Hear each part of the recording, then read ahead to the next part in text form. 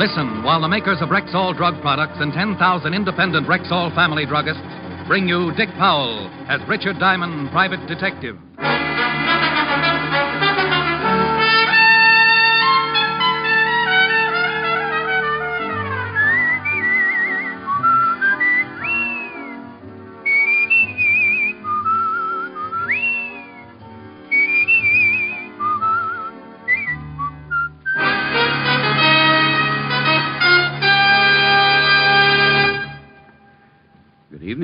This is your Rexall family druggist with a welcome from the 10,000 independent druggists who have made the word Rexall part of our own store names. We've done that because we recommend and sell the 2,000 or more drug products made with the Rexall Drug Company. Like Bismarex, for example.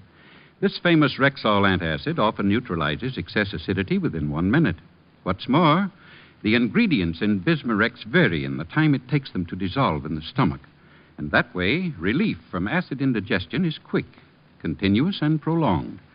Quality like that of Bismarex is what we family druggists are talking about when we tell you can depend on any drug product that bears the name Rexall. Good health to all from Rexall. Now, your Rexall family druggist brings you another exciting half hour with Richard Diamond, private detective, starring Dick Powell.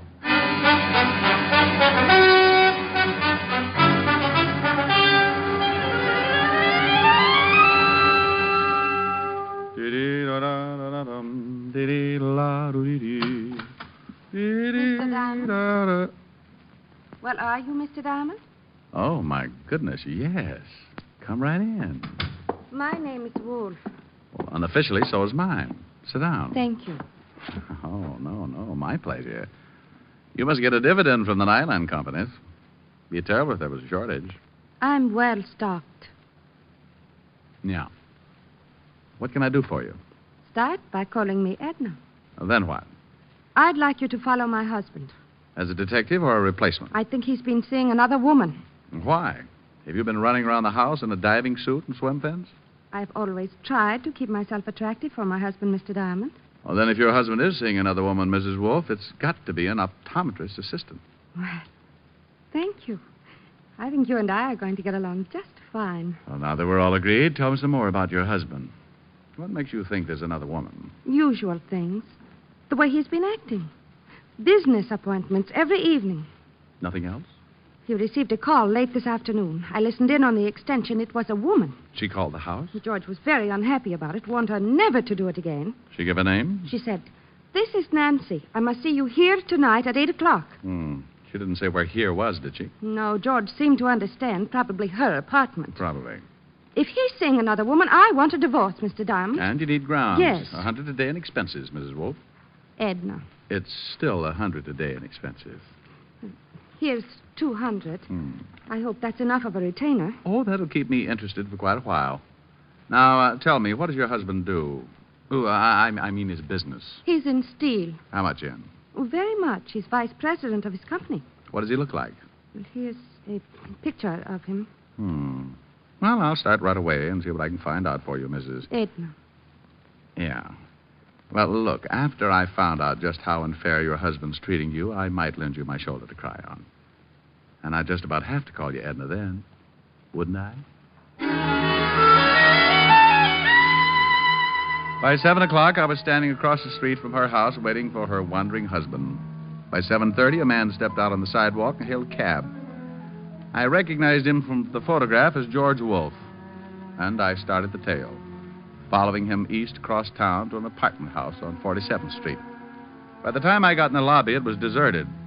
A list of names on the mailboxes showed the only girl named Nancy in the building was a Nancy Fowler. So I headed for her apartment. Her door was at the far end of the hall, and I was halfway to it when George Wolfe bounded out and ran right into me. Let me go. Take your hands off of me. You forgot to close the door. Get out of my way. What's the matter, friend? You look like you ran into a yard full of snakes. Will you get out of my way, or must I use force? Well, use all you like, but I think you better go back and close the door. No. Yes.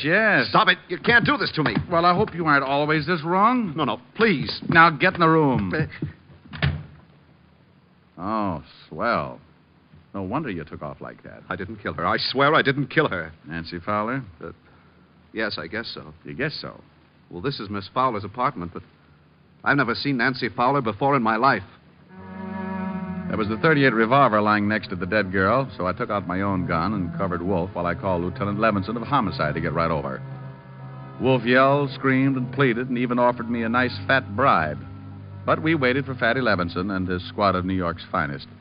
He finally arrived, but New York's finest was poorly represented. Hello, Shamus. In trouble again, huh? Walt, did you have to bring Otis? I promised he hasn't used the siren in 4 days. Who's this guy? George Wolfe. Caught him running out of the door. Well, Mr. Wolfe, what about it? I had nothing to do with it, but I'm not saying any more until I see my lawyer. He was crying all over the place before you got here, Walt. Claimed he got a call from a Nancy Fowler who asked him to come up here. That's the truth, Lieutenant. She said she had something important to tell me. Says he never even heard of Nancy Fowler before the call. That also is the truth. When I came to the apartment, I found her lying just as you see her. How'd you get in the door? She told me she'd leave it open for me to walk right in. Bullet came out the back just below the shoulder blades, Lieutenant. You on the gun, Mr. Wolfe? I refuse to answer any more questions. Okay, take him down to the car, Otis. Come on, you. Rick, just how did you happen to be in this building at this particular time? Well, I was hired by that guy's wife to tail him. He was supposed to be playing illegal footsies with a female named Nancy. The dead girl? Well, the wife just knew the first name was Nancy. The girl who's supposed to live here is named Nancy. Nancy Fowler. I've never seen her before. Maybe the dead girl is one and the same. Well, I'll get an identification and have the gun checked by ballistics. In the meantime, I'm going to give this apartment a good going over. Mind if I help? Now, what kind of an answer do you expect to that? You will anyway. He was so right. We started going over the apartment room by room, closets, drawers, everything. In 10 minutes, the coroner and the boys from the lab arrived, and in the bedroom, Walt found something. Take a look at this. Ah, a jewelry box. Hey. Pretty expensive. Regal Jewelers. Very classy establishment. There's a card in the box. For my darling love, George. And the guy said he never saw her before. If this is his handwriting, he's as good as strapped in the chair. Well, it looked as if my client, Mrs. Wolfe, had a killer for a husband. But a couple of small items still worried me. So I left Walt and went downstairs to find the switchboard operator. Oh, are you with the police? I just left them. Tell me, dear, do you keep a list of the calls that are made through the switchboard? Sure, it costs the tenants 10 cents a call. May I see the list? Yeah, I guess so. Here, handsome. Gee, nobody's called me that since I had long blonde curls and a gold yo-yo. I looked over the list of telephone calls and found the ones made by Nancy Fowler during the past 3 or 4 days. The last call listed from her apartment had been made at 7:45 that evening to a familiar telephone number.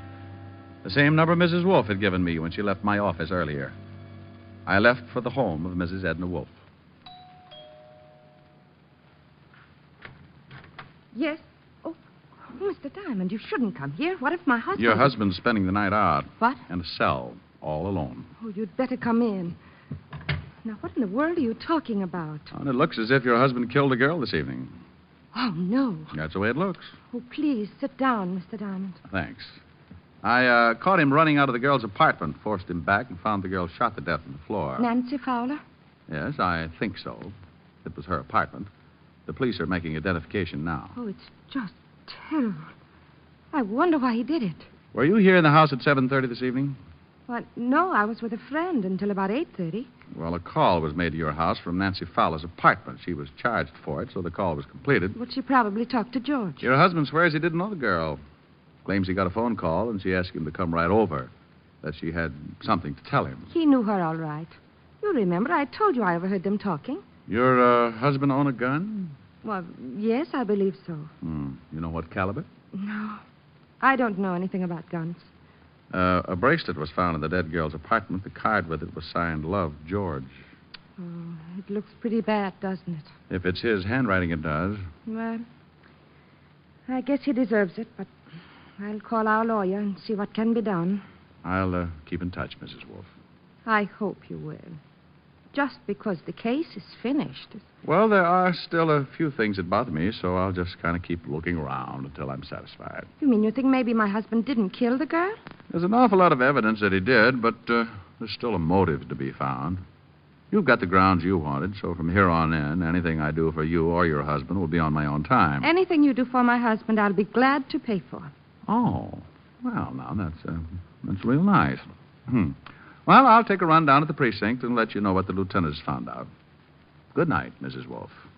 Still can't get used to Edna? It'll take a while.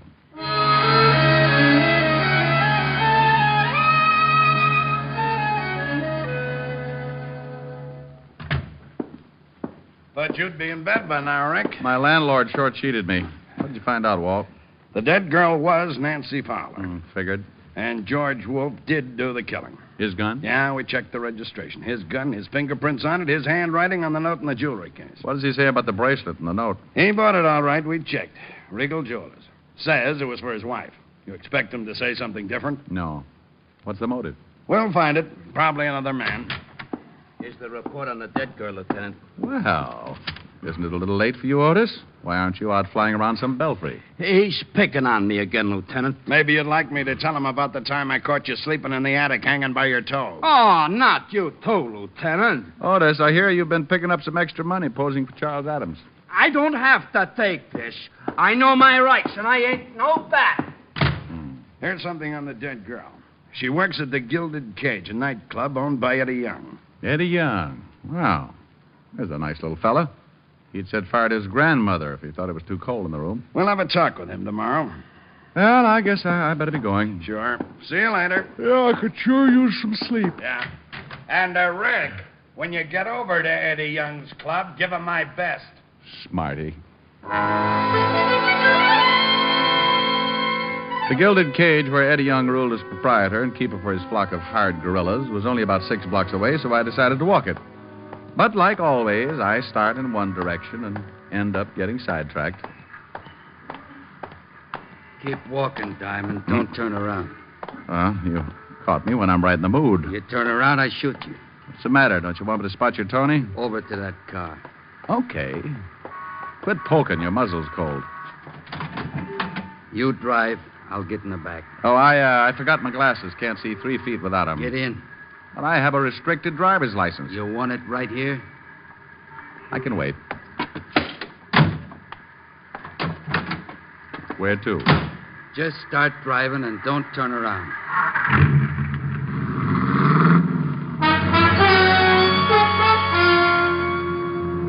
We headed east across town with a gun pointed at my neck.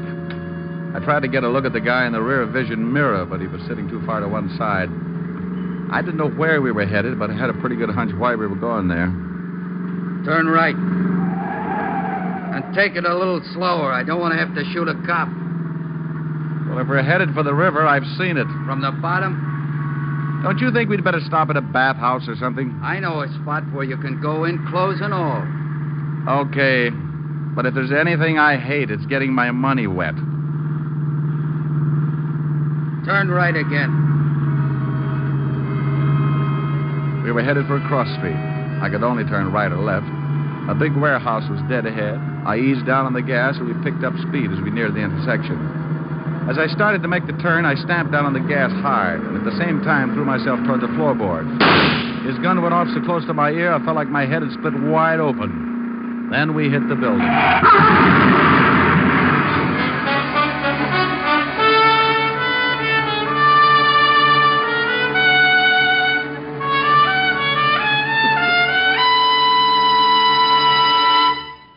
You're listening to Richard Diamond, Private Detective, brought to you by the makers of Rexall Drug Products and your Rexall family druggist. And here he is. Last week, a customer said to me, I wish I knew some way to be sure I'm getting enough vitamins. Some way that's easy. Yes, and inexpensive, too. well, ma'am, millions of people have found the easy way to do that. They take Rexall Plenamins. Plenamins? Rexall's popular multivitamin capsules. Just 2 Plenamins a day give you more than your minimum daily requirement of every vitamin for which such requirements have been established. Well, you can't expect much more than that. Yet Plenamins do give you more than that, for they also contain valuable liver concentrate and iron, plus other factors of the vitamin B complex. Say, they sound expensive. On the contrary, Rexall Plenamins cost you only a few pennies per day. Ask for Plenamins at Rexall drugstores everywhere, and remember, you can depend on any drug product that bears the name Rexall. And now back to tonight's adventure with Richard Diamond, Private Detective, starring Dick Powell.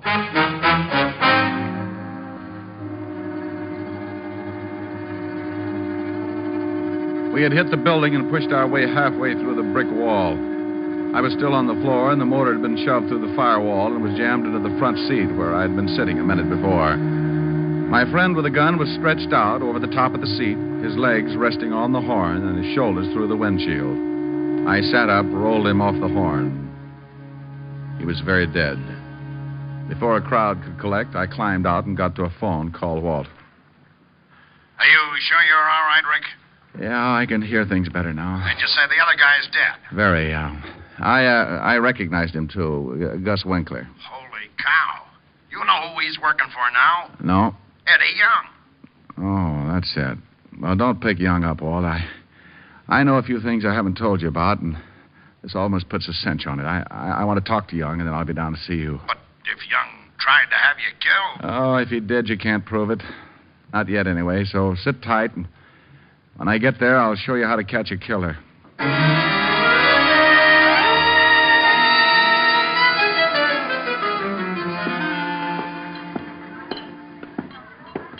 You going someplace, chum? Yeah, right through that door, chum. That's Mr. Young's office. Maybe he don't want to see you. Maybe he don't, but he's going to be disappointed. You ain't going in there, chum. I see. Everybody gets disappointed sooner or later, chum. Yeah, what... Aren't you in the wrong room? That's what your boy outside thought. I changed his mind. Are you sure you ain't looking for Bellevue, Shamus? You're kind of a mess. One of your boys, Gus Winkler, tried to give me swimming lessons. He can claim his body at the morgue. I don't know what you're talking about. Somebody else who works for you got killed tonight, too. Yeah, who? Nancy Fowler. What? Oh, come on, Eddie. I couldn't stand it if you started crying. Who killed her? The police are holding a man named George Wolfe. Know him? No, I don't know him, but Nancy's talked about him a couple of times. Hey, boss, that guy just... Forget it, Lou. Well, boss, he... Forget it, will you? Go on, beat it. Okay. You know, Shamus Lou's a pretty big boy for you to go pushing around. He's liable to stay mad. So Nancy said she knew this George Wolfe. That's right. Ritual guy, from the way she talked, she was taking him good. Where were you between 7 and 8 this evening? Right here in this office. I got witnesses. Oh, I'll bet you have. Okay, Eddie, I'll see you around. I left the office knowing how close I was to the whole answer and called Walt at the precinct. I told him to meet me up the block from the Gilded Cage, and 10 minutes later, he pulled the squad car up to the curb, and I climbed in. You find out anything? Yeah, but I have to know one thing first. What time was Nancy Fowler killed? Coroner's report puts it at 7:30. Well, that ties it. Now, would you mind telling me what it's all about? I'll do better than that, Walt. I'll show you. But we've got to wait until Eddie Young leaves the cafe and goes home. It was around 12:30, and we settled back to wait. And with an impatient cop sitting next to me, it wasn't easy. Around 1 in the morning, a boy brought Eddie Young's convertible up in front. We watched Eddie climb in. Okay, Walt, tail him.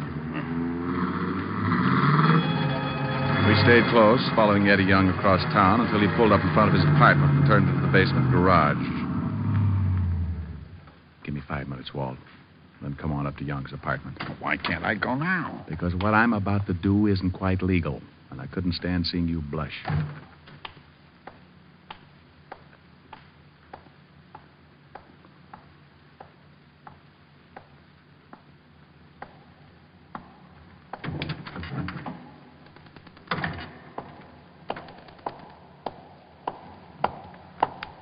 Hold it, Eddie.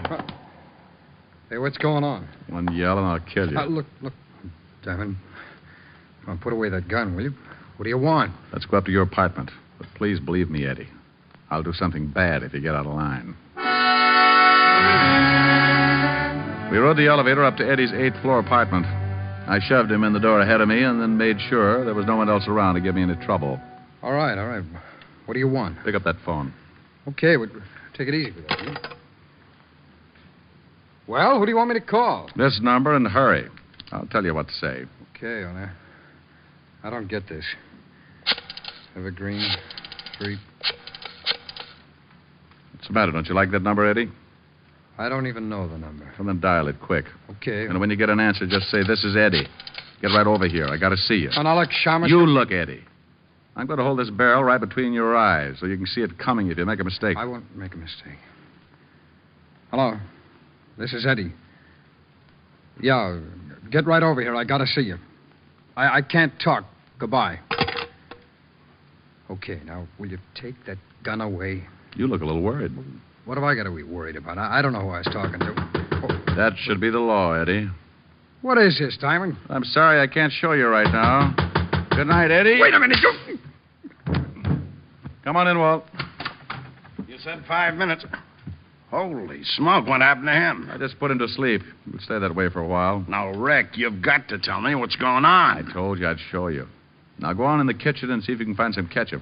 Ketchup? Yeah, then bring it out here and pour it all over Young. Have you lost your mind? Walt, I want him to make him look like he's bleeding.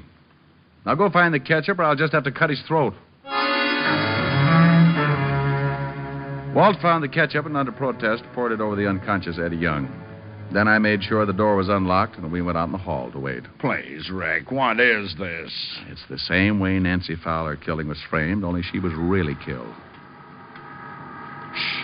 Quiet. Elevator. Okay. I'll play along with it.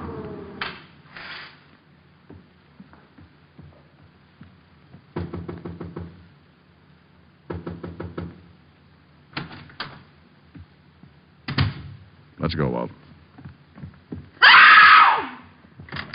All right, hold it, Miss Wolfe. Oh, Mr. Diamond, he's dead. He's dead. His hair is all covered with blood. Why did you kill him? Kill him?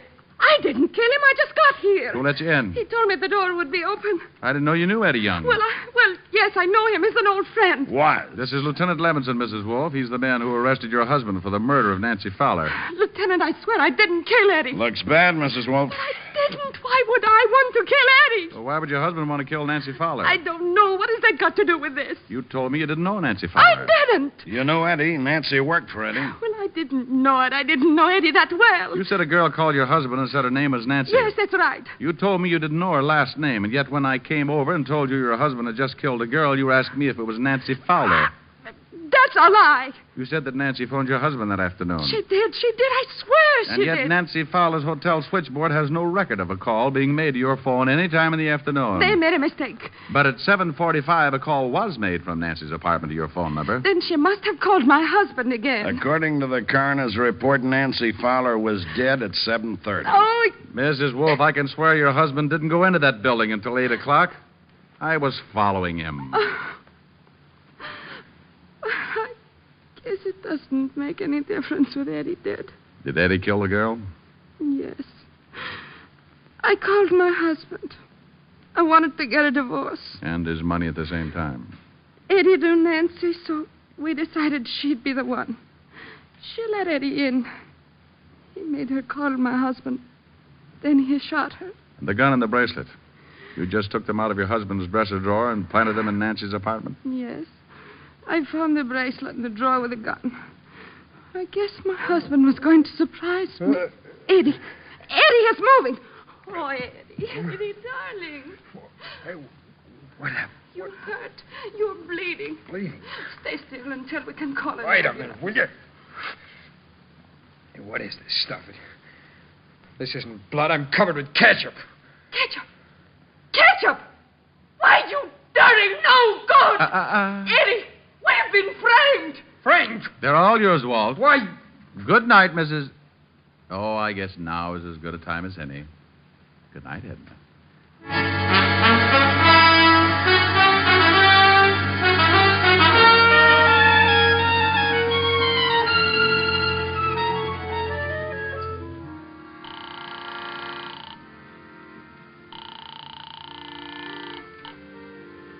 Yes? Helen? Hmm? It's Rick, honey. Oh, isn't that sweet? I was just dreaming. Rick, it's 4 a.m. Where are you? Well, I'm helping Walt close up the Gilded Cage. Helping Walt close up the what? The Gilded Cage. Nightclub. I hear music. Bud and his accordion will love you. Are you drinking? Honey, I'm with the police force. What was that? Oh, that was Walt. He said, Rick.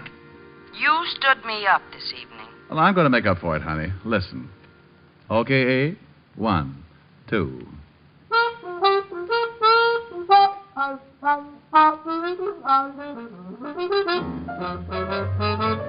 You made me love you. I didn't want to do it. I didn't want to do it.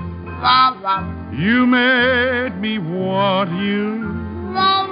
And all the time you knew it. I guess you always knew it. You made me happy sometime. You made me glad. But there were times, dear, you made me feel so bad. You made me sigh, for I didn't want to tell you. I didn't want to tell you. I want some love that's true. Gimme, gimme, gimme, gimme what I cry for. You know you got the kind of kisses that I'd die for. You know you made me love you.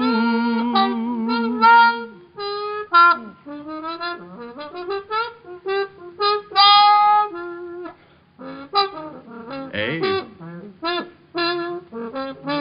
Abe? That's enough, Abe. How was that, honey? Honey? Honey? Oh, well. She like it? Well, of course she did. She'll be dreaming about it for the rest of the night. Come on, Walt. Let's dance.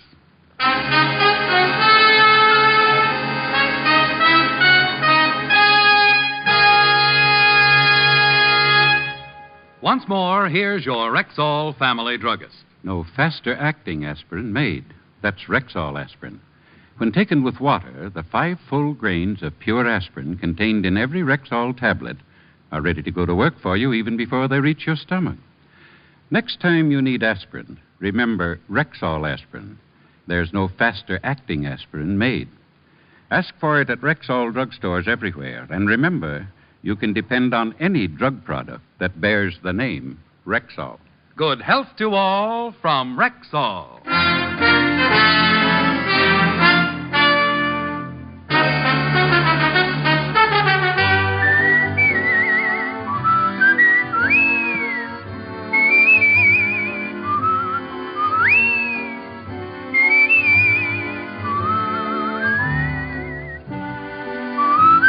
Richard Diamond, Private Detective, stars Dick Powell in the title role and is written by Blake Edwards with music composed and conducted by Frank Worth. Featured in tonight's cast were Virginia Gregg, Ted DeCorsia, Wilms Herbert, Hy Averback, Stacey Harris, and Victor Perrin. Richard Diamond, Private Detective is produced and directed by Jaime Del Valle.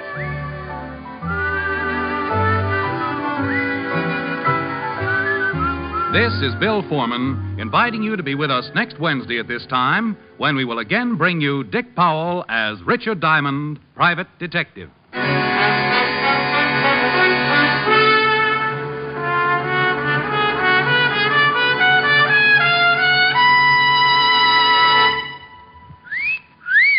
Hiya, beautiful. Get lost, Bristlepuss. You need a shave. But I have shaved. What else do you want me to do? Silly boy, she wants you to go Stag. Go Stag? But why? Because Stag is Rexall's exclusive line of men's good grooming aids, like Stag Brushless Shave Cream. No fuss, no massage, just smooth it on, and presto, you get a clean, close shave. Your face stays smooth and whiskerless all day long. I'll do it. I'll go Stag. That's it. Join the Stag line now at Rexall drugstores everywhere. Yes, to make girls care. Go Stag.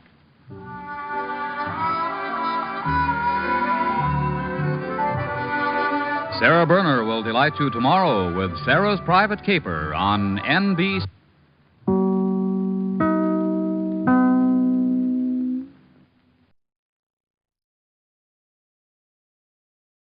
You're just a few taps away from crispy, golden, and delicious. A scroll from refreshment bliss. A mere click stands between you and a tasty treat. Get the McDonald's app with mobile order and pay and stay connected to all your favorites. Get free large fries when you download the McDonald's app. No purchase necessary. MCD app download and registration required. Visit McDonald's.com for offer details.